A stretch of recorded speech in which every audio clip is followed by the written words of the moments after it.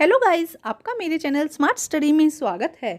आज हम directed of education की तरफ से दी जाने वाली वर्कशीट नंबर 30 करेंगे, जो कि क्लास 8th की है और सब्जेक्ट है मैथमेटिक्स। ये वर्कशीट 12 नवंबर 2021 की है। तो आइए शुरू करते हैं आज की वर्कशीट शुरू करने से पहले प्लीज़ मेरे चैनल को सब्सक्राइब कर दीजिए। तो आइए देखते हैं आज की worksheet cube and its properties. Today, Priya was telling Riya about the area can quickly become a contaminant zone. With a few days, there was only one person in that area who was infected by corona in beginning, but the number of the corona patients started increase by day according to a specific pattern. देखो क्या कहा जा रहा है कि प्रिया रिया से बता रही है कि एक एरिया है जहाँ पे सिर्फ कुछ दिनों पहले एक ही पेशेंट था कोरोना मरीज, ठीक है, एक ही था कोरोना, लेकिन कोरोना जो स्प्रेड हो रहा है वो एक पैटर्न से हो रहा है, जिससे कि धीरे धीरे पूरा एरिया जो है उसमें बहुत ज़्यादा लोग जो है वो क्या हो गए, इन्फेक्टेड हो गए, जिसकी वजह से उस एरिया को क्या बना दिया गया, containment zone. As per guideline of the government, if 200% become infected from corona disease in any area, देखो गवर्नमेंट ने कुछ गाइडलाइन दी है कि अगर एक एरिया में 200 से ज़्यादा लोग क्या होते हैं, इन्फेक्टेड होते हैं कोरोना से, then it will be declared as a containment zone. उसे कैसा डिक्लेयर कर दिया जाएगा, कंटेनमेंट जोन। आगे देखिए क्या दिया गया है बेटा।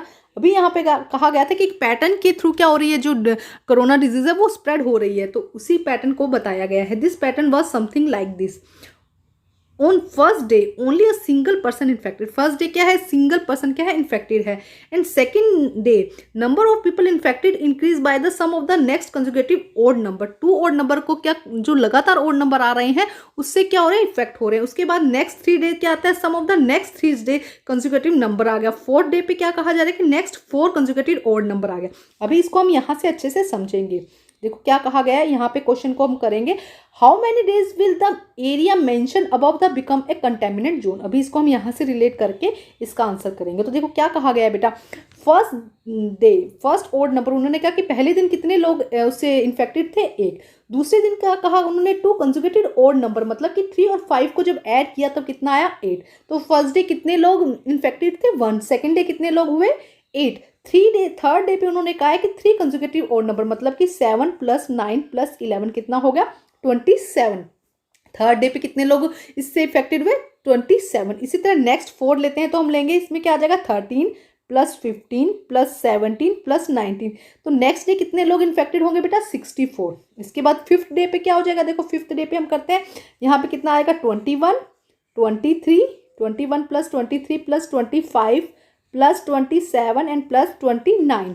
तो जब इनको ऐड किया तो कितना आया, 125। 5th डे पे कितने हो जाएंगे बेटा, 125। और यहाँ पे क्या आएगा, 5 की क्यूब। तो क्यूब के अकॉर्डिंग क्या हो रहा है, जो रेशियो है वो इंक्रीज हो रहा है, जो पेशेंट्स है वो क्या हो रहे हैं, इंक्रीज हो रहे हैं।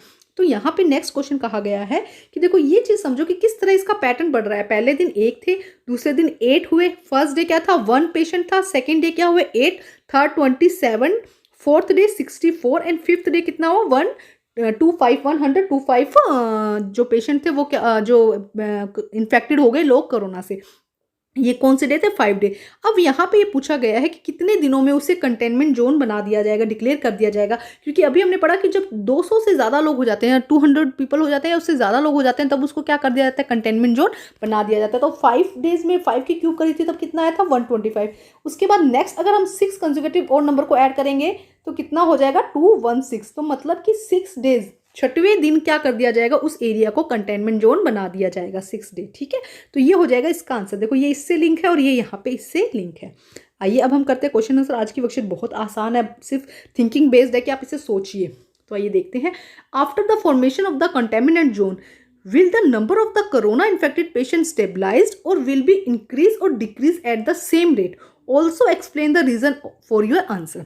देखो अगर हम कंटेनमेंट जोन बना देंगे तो जो कोरोना पेशेंट्स है, जो कोरोना का मरीज है वो इन्फेक्टेड, जो वो और ज़्यादा उसकी जो रेट है वो बढ़ेगी, घटेगी या स्टेबलाइज्ड हो जाएगी। तो फर्स्ट तो ये आंसर देना, और अपने जो आंसर दिया उसको आप क्लेरिफाई कीजिए कि आपने क्यों ऐसा बोला, क्यों एक्सप्लेन कीजिए उसको। तो देखो अगर मान लो यहाँ पे लोगों को हमने बंद कर दिया एक जगह, तो क्या होगा, वो लोग बाहर नहीं जाएंगे। जब बाहर नहीं जाएंगे तो लोगों के दूसरे लोगों के कॉन्टैक्ट में नहीं आएंगे। जब दूसरे लोगों के कॉन्टैक्ट में नहीं आएंगे तो डिजीज़ क्या होगी, स्प्रेड नहीं होगी ना बेटा। तो देखो ये अपना अपना थॉट लिखनी है आपकी, आपको क्या लगता है। यहाँ पे इसका एग्जैक्ट आंसर नहीं हो सकता कुछ कि ये इसका सही आंसर है। जो आपको सही लगता है अपने पेरेंट्स से बात करके इसको लिखिए, जैसा आपको ठीक लगता है। तो आइए देखते हैं इसका आंसर।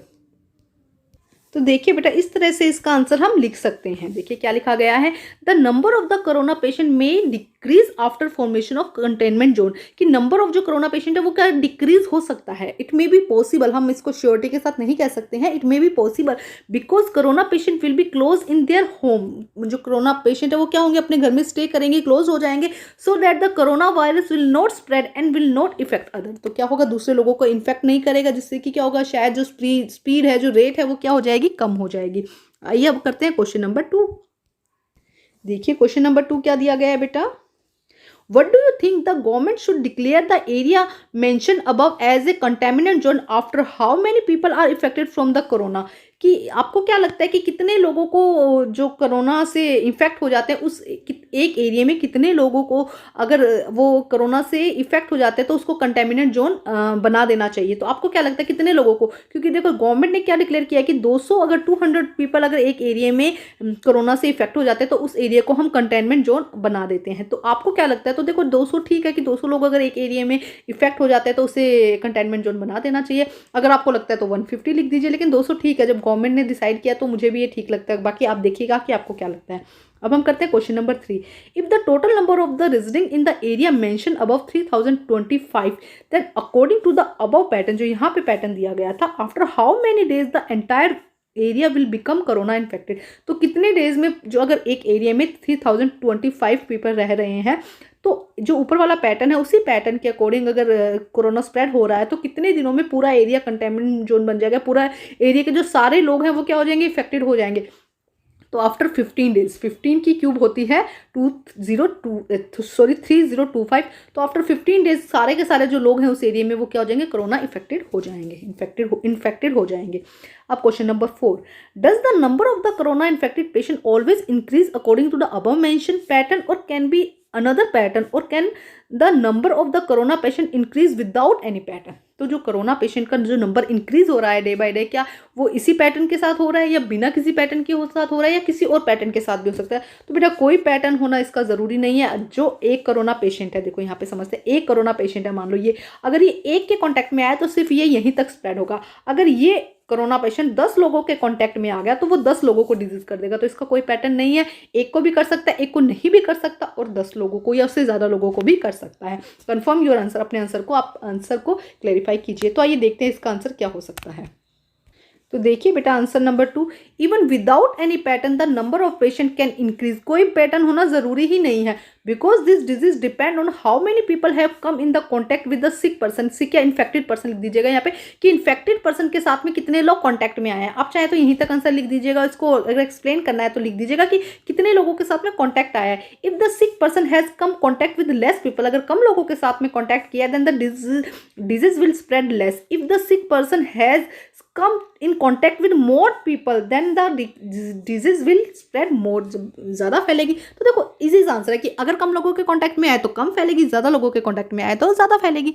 तो बेटा आज की वर्कशीट कंप्लीट होती है। आज की बहुत इजी वर्कशीट थी, सिर्फ आपको एक सेटअप करना है कि आपका माइंड की आज टाइम में क्या हो रहा है, साथ साथ में हमने मैथ्स का भी काम कर लिया इसके अंदर। तो आज की वर्कशीट कंप्लीट होती है। वर्कशीट कंप्लीट करके अपने टीचर से चेक कराइए और प्लीज़ मेरे चैनल को लाइक कीजिए, सब्सक्राइब कीजिए और शेयर कीजिए। Thank you students.